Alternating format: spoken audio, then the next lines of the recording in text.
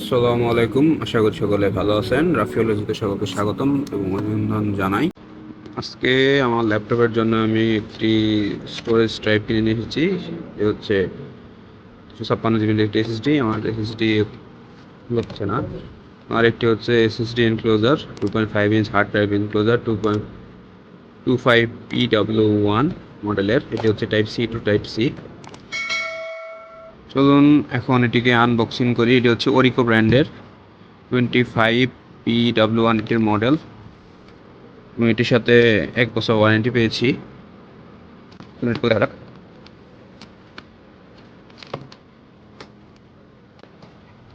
তো এই হচ্ছে hard drive enclosure, plastic matte. আর এই হচ্ছে data cable type C to type C.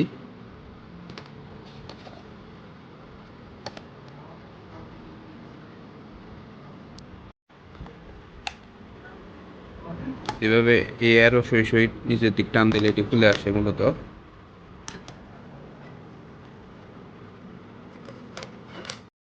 So এই হচ্ছে আমাদের এসএসডি। এটি হচ্ছে team T force Vulcan Z 256 SATA SSD.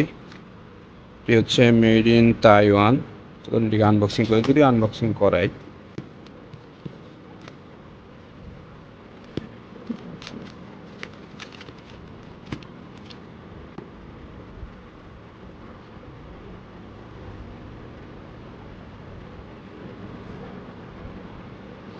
এই এসএসডিকে এখন এই এনক্লোজারের ভিতর ফিটিংস করবো। চলুন সর্বপ্রথম এনক্লোজারটি খুলে নিতে হবে এভাবে।